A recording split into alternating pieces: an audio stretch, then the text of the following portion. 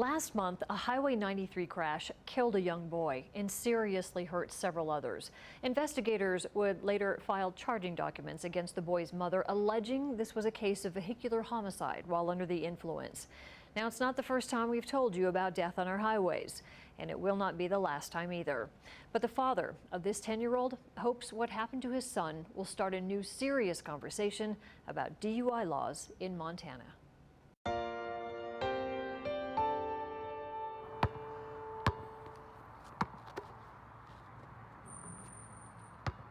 Daniel Beard loves spending time with his oldest son, Brecken. Nice.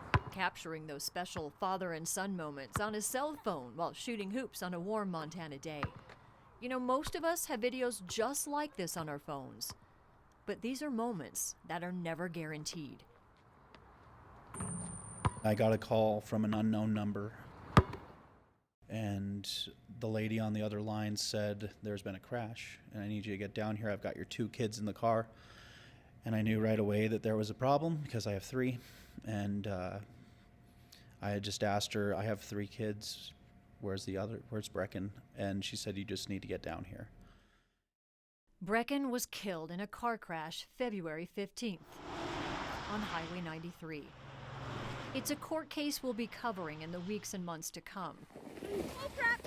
You're fine, stay up. But for now, this is the story of a child who deserves to be known as more than just another statistic in a state where crosses dot the sides of our highways, more than just a mention on the news, because losing Brecken is a loss for all of us.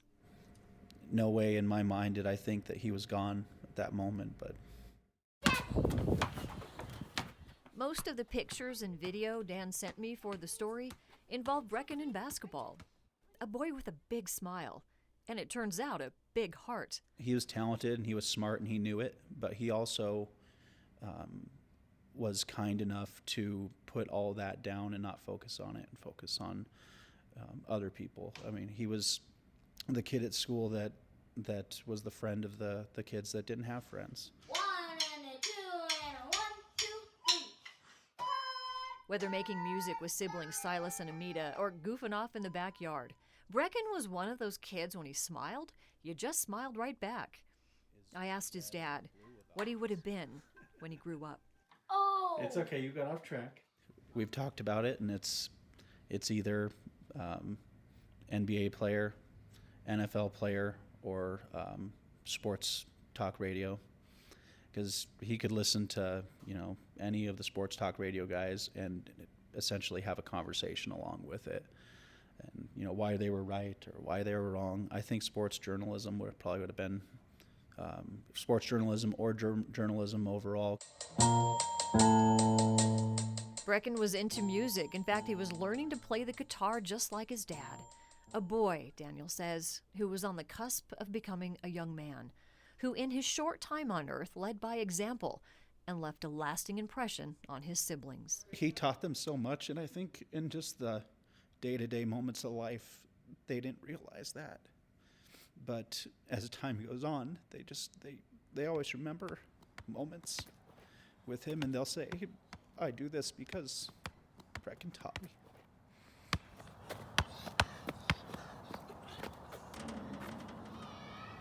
Nice. Now, what happened here is a case that is just now going through the courts, but there's actually a bigger picture to talk about. The National Highway Traffic Safety Administration's data from 2018 puts Montana #1 in the country when it comes to impaired driving deaths. And when we're not #1, we are consistently in the top 5. So you have to ask the question, when does this become something we actually want to change as a state? Well, since the legislature is in session right now, Daniel and his family are working with Republican Representative Sharon Grief of Florence to write up legislation to toughen up the penalties.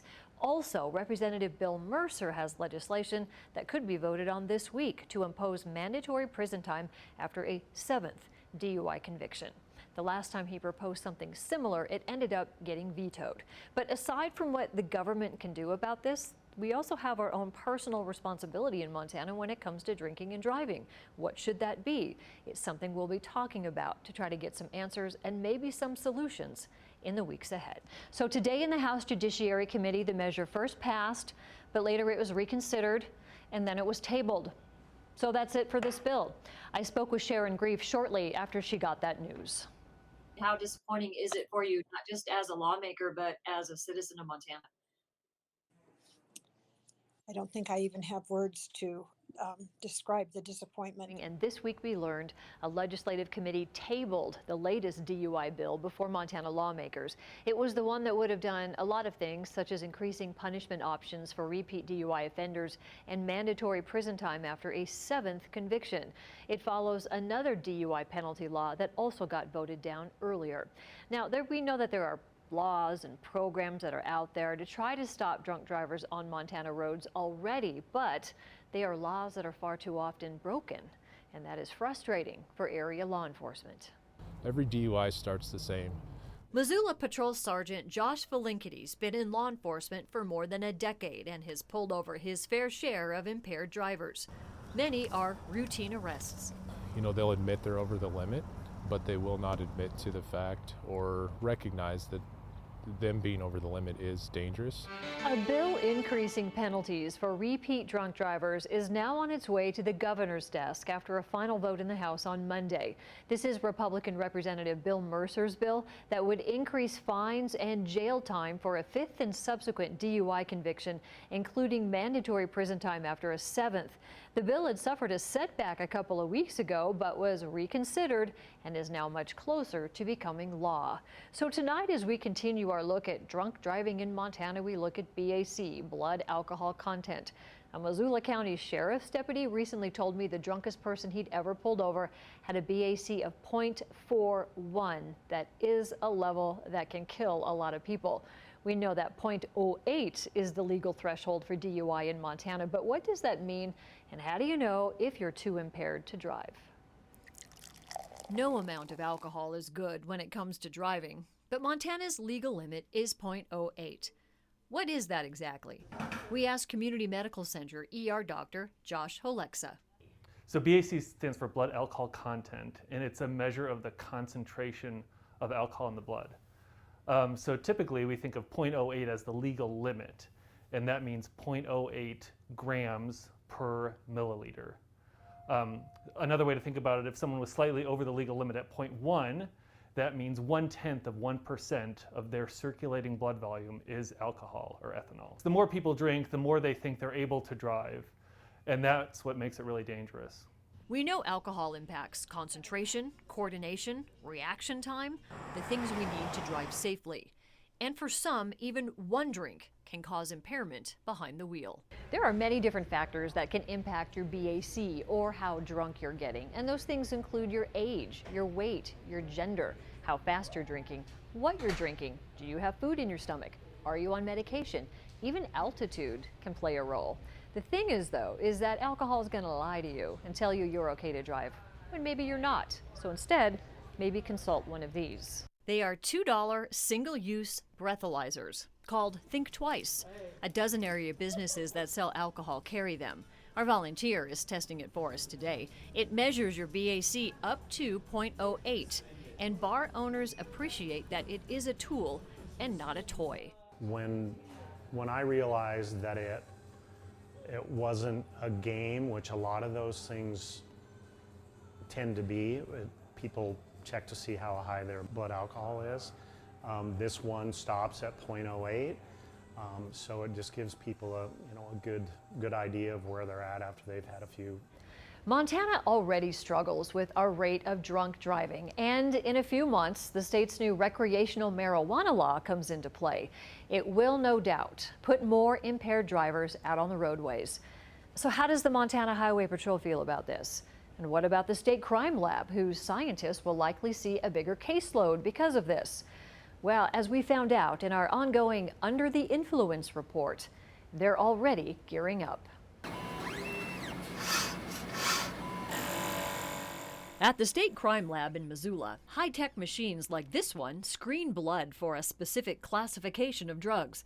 pinpoint what the drug is, if it's meth or opioids or marijuana, and then another one measures the level of that drug in a blood sample.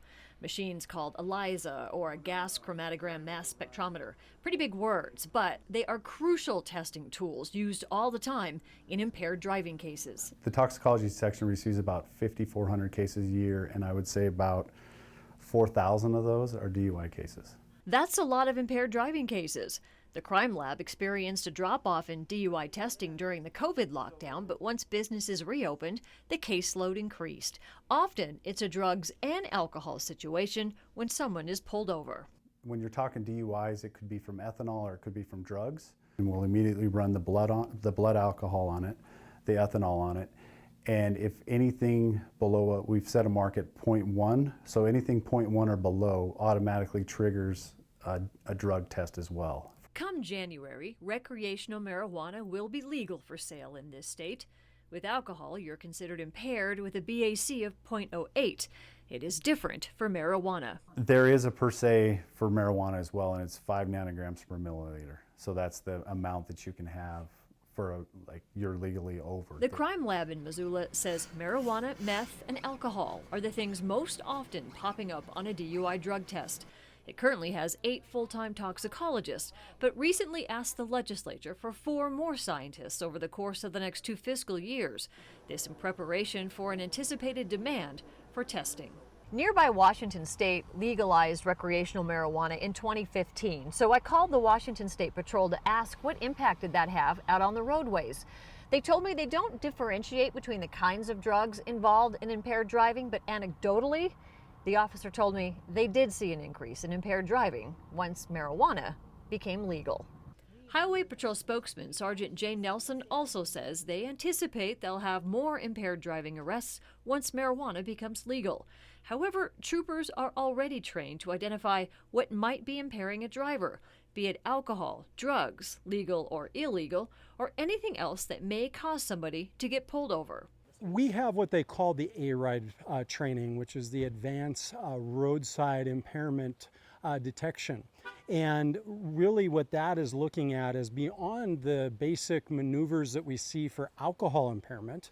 Now there's different things that we look at for impairment with illegal or prescription drugs. We don't want to forget about that. And so we have all of our troopers across the state, most all of them are trained at that level, and then we're increasing every year more drug recognition experts. So these are troopers that have had even more training in really the examination of individuals to determine whether they're intoxicated. However it pans out come January 1st, law enforcement and the scientists, well, they're ready to adjust to an ever-changing landscape out on Montana's roads. We're starting to see other drugs creep in, and those are things that we have to prepare for. It's an epidemic that we all need to do our part to help cure. And I was in Spokane, Washington recently. I did hear several public service announcements regarding marijuana use, explaining how edibles work and how this generation's marijuana might be different from what some remember from years ago. The tagline was, "Drive high, get a DUI." It's all part of an awareness campaign that is no doubt coming to Montana in just a few months. In Missoula, Jill Valley, MTN News.